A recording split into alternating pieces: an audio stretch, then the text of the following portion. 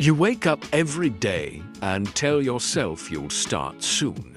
Not today, soon. And deep down, you know that word has already cost you years. You don't say it out loud, but you feel it. That quiet weight in your chest when the day ends and nothing changed. Again, you scroll. You distract yourself. You stay busy enough to feel productive, but never uncomfortable enough to transform. You're not lazy.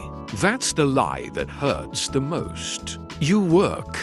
You show up. You survive. But surviving isn't the same as becoming. You've built a life that keeps you safe, comfortable enough not to scream, painful enough to keep you dreaming. And that's the trap. Every morning looks the same. Same thoughts, same routines, same excuses dressed up as realistic expectations. You tell yourself you're waiting for motivation, that one day you'll wake up on fire. You won't, because motivation has never been your problem. Look at your days. They're full, but they're full of things that don't move you closer to who you know you could be. You answer messages you don't care about. You watch other people live the life you imagine. You consume inspiration like entertainment, not like fuel. And at night, when everything gets quiet, there it is. That voice. You're capable of more.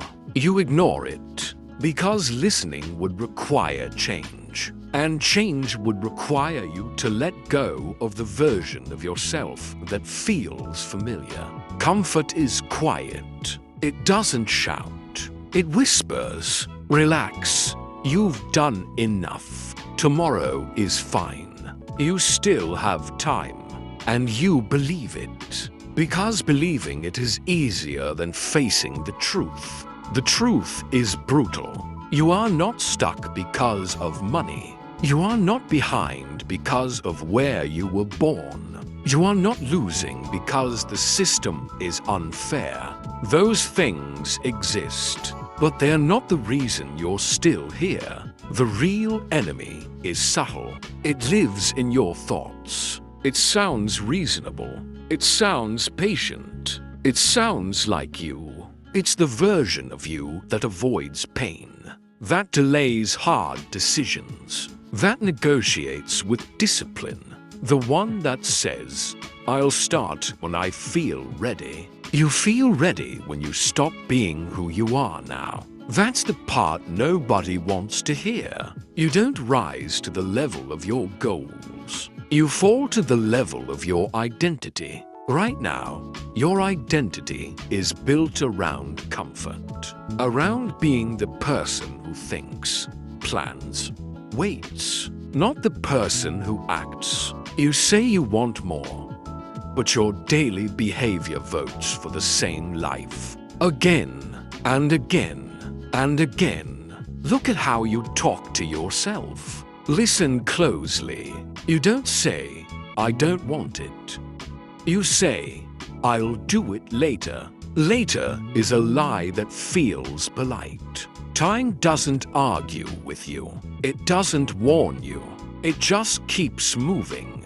One day turns into a year turns into 5, and suddenly you're explaining your potential instead of living it. You start saying things like, I could have been, I almost, I was close. That's the language of regret. And regret doesn't come from failing.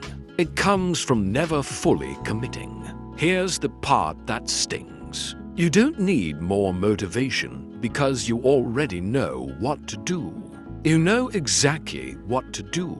You just don't see yourself as the person who does it. Yet, your identity is the script running in the background of your life. It decides what feels normal, what feels impossible, what feels not for people like me. And right now, your identity is outdated. It was built in survival mode, built to protect you, built when playing small felt necessary. But that version of you has expired. You can feel it. That restlessness, that frustration that shows up for no clear reason. That's not anxiety. That's unused potential screaming for air. You keep trying to change your habits without changing who you believe you are. That's why it never lasts. You act for a week, maybe 2. Then you snap back.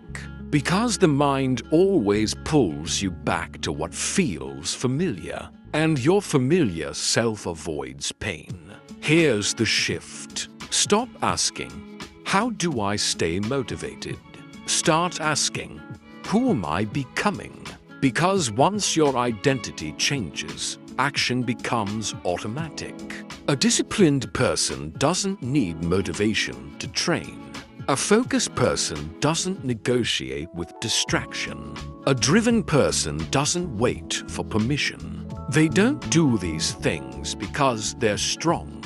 They do them because that's who they are. Right now, you're standing between 2 versions of yourself. One is comfortable, predictable, safe. The other scares you because choosing it means there's no one left to blame. No excuses, no hiding, just you and the standard you set. Time is not on your side, and that's not meant to scare you. It's meant to wake you up. Every day you delay, you reinforce the old identity. Every excuse you repeat, you strengthen it. But the opposite is also true.